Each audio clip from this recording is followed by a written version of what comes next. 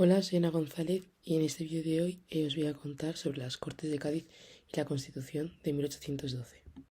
Durante la Guerra de la Independencia se gestó el liberalismo, promovido por los españoles que no atacaban a José I ni a las instituciones del antiguo régimen y que querían un sistema político basado en la existencia de derechos y libertades, separación de poderes e igualdad ante la ley. De esta forma, los súbditos del antiguo régimen se convertían en ciudadanos y la soberanía del rey dejaba paso a la soberanía nacional.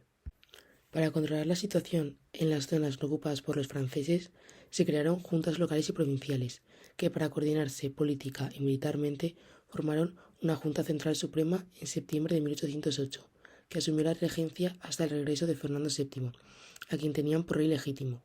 Aunque su presidente era el conde de Floridablanca, su figura más representativa fue Jovellanos. La Junta Suprema Central se estableció en Cádiz, huyendo del ejército francés. Sus tareas prioritarias fueron dirigir los asuntos públicos, combatir a los franceses y redactar una constitución, para la que se convocaron unas Cortes en Cádiz, que reunían a diputados llegados de distintos lugares de España.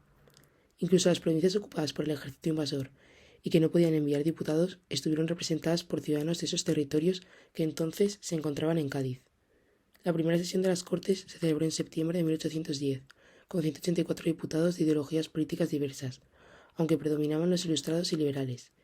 Los trabajos para redactar la Constitución comenzaron antes de la formación de las Cortes, con la creación de diferentes comisiones, que recibieron instrucciones de Jovellanos. Las Cortes funcionaron hasta septiembre de 1813, y el número de diputados aumentó hasta alcanzar 223. En su mayoría eran clérigos, abogados, funcionarios o militares. Había también algunos nobles y unos cuantos comerciantes. Puede decirse que la clase media urbana fue la protagonista de las Cortes de Cádiz, cuyos diputados pertenecían a tres grupos ideológicos: los liberales, los reformistas y los absolutistas. Los liberales eran partidarios de cambios radicales y de dotar a las Cortes de toda la soberanía. Entre ellos destacó Agustín de Argüelles y fueron los auténticos triunfadores, ya que consiguieron imponer sus criterios. Los reformistas, también llamados jovellanistas, eran los seguidores de Jovellanos. Abogaban por un compromiso entre la nación y el rey. Aunque fueron derrotados en las Cortes de Cádiz, a la larga su criterio fue el que se impuso en España en el siglo XIX. Los absolutistas o serviles eran enemigos de las reformas y partidarios del sistema tradicional, en el que la soberanía del rey emanaba de Dios. Las Cortes aprobaron una serie de medidas que desmantelaban las bases políticas, sociales y económicas del antiguo régimen. En su primer decreto, el 24 de septiembre de 1810, se estableció la soberanía nacional y que las Cortes asumían esa representación. Se proclamó la igualdad ante la ley, lo que suponía el fin de la sociedad estamental. Se estableció la igualdad entre españoles de ambos hemisferios para dar respuesta a los primeros movimientos independentistas americanos. Además, se planteó un conjunto de reformas: libertad de imprenta, abolición de la tortura, supresión de la Inquisición y de los derechos feudales, y se implantó la desamortización de los bienes del clero. En diciembre de 1810 se creaba la comisión encargada de elaborar un proyecto de constitución, que se promulgó el 19 de marzo de 1812, conocida popularmente como la Pepa, y que reflejaba el programa de los liberales de la época, llamados doceñistas. Fue la primera ley fundamental aprobada por un Parlamento nacional en la historia de España. Sus principios fueron soberanía nacional, división de poderes según el esquema de Montesquieu. El legislativo residía en las Cortes unicamerales, el ejecutivo lo tenía el rey y el judicial los tribunales. El régimen político era, por tanto, una monarquía parlamentaria. Reconocimiento de derechos individuales como la libertad, la propiedad, la igualdad jurídica, la inviolabilidad del domicilio, las garantías penales y la libertad de imprenta, entre otros. Proclamación del catolicismo como la religión oficial del Estado y prohibición del ejercicio de cualquier otra. Adoptación del sufragio universal masculino e indirecto para los mayores de 25 años. Para ser elegido diputado había que tener rentas propias. Libertad económica con la supresión de los gremios y aduanas internas. Abolición de los señoríos. Libertad de industria y de contratación y desamortización de las propiedades de afrancesados.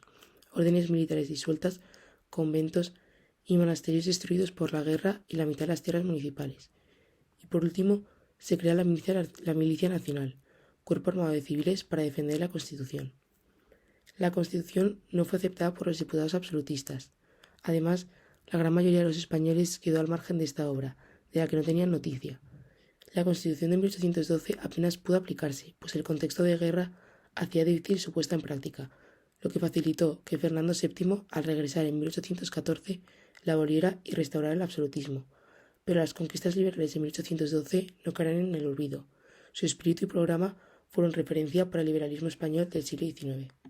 El Monumento a la Constitución de 1812 es un monumento conmemorativo de España que conmemora el centenario de la Constitución de 1812, ubicado en la Plaza de España de Cádiz. También conocido como Monumento de las Cortes, fue un proyecto de Modesto López Otero como arquitecto y Aniceto Marinas como escultor.